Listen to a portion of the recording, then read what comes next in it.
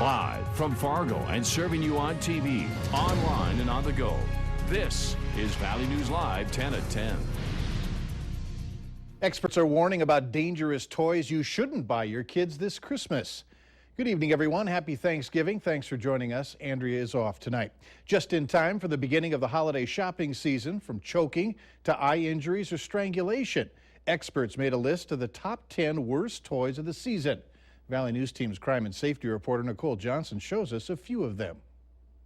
I think it looks like it could be dangerous for little ones. This is Peppa Pig's Muddy Puddles family. I showed it to a shopper after buying it at Kmart. A lot of little pieces. It's cute. It's cute, but watch out for choking injuries. Especially for the age that they're giving it for. It made the top 10 most dangerous toy list along with this little guy. The Good Dinosaur Galloping Butch, sold on Amazon, at Walmart, and Toys R Us. It's from a popular children's movie, but it can cause puncture wound injuries to a child's torso or face during playtime. Just by looking at it, it looks, safe. This is Bonsai Bump and Bounce Body Bumpers. I bought this one at Walmart. It looks fun. I would probably buy this. Fun, but there's risk of serious injuries or death. Experts say the product doesn't provide protective equipment. You can see on the package these kids aren't wearing the protection that's advised. I could see that. It still looks fun. To be honest with you, I usually don't pay attention, regarding safety, because I think the company, the company takes care of that. Well, I think you have to know the child you're buying it for, because every child has a different way of playing with it, you know what I mean? This shopper says to have a safe holiday, keep age range and maturity in mind. In Fargo, Nicole Johnson, Valley News Live. Another notable toy to make the list, the slime ball slinger, causing eye injuries in a children's elephant pillow. That one is causing suffocation for kids. If you want to see the whole list, we have it on our website. Go to valleynewslive.com. Hundreds of people stood outside many stores so they could get a head start on their Black Friday shopping. Some were prepared with lists of items to buy, while others were looking for whatever caught their eye. Valley News Team's Natalie Parsons tells us if the wait was worth it. Once inside their targeted stores, these early bird shoppers were determined to find the best deals.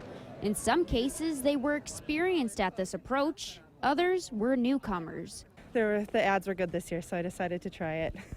Austin Andrews made an unintentional video game purchase as he waits for roommates to finish their shopping.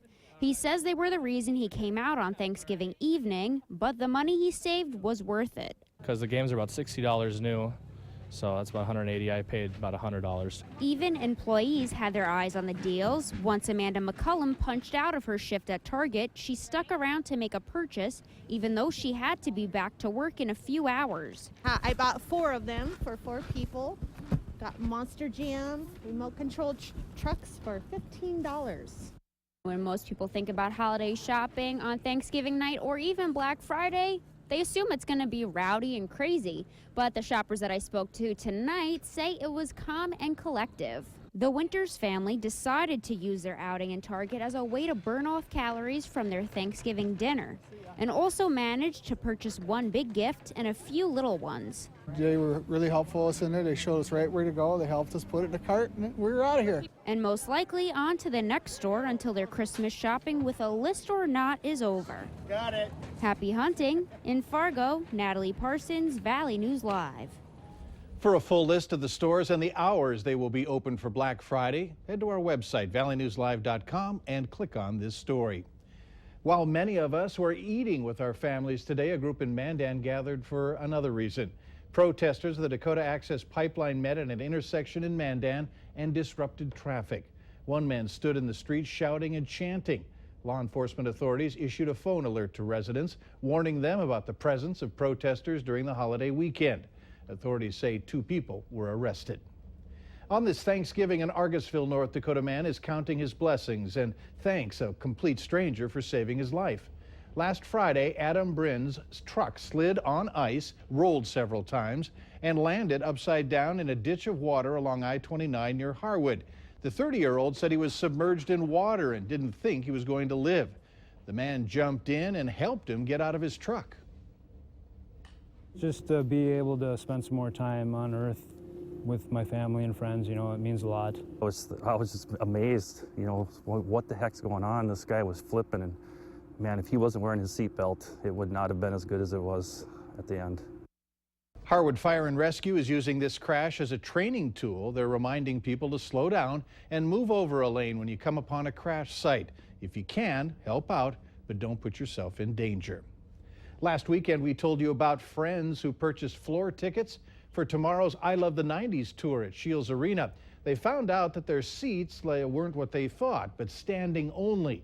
The confusion, we're told, was due to an agent uploading the wrong seating chart into the system.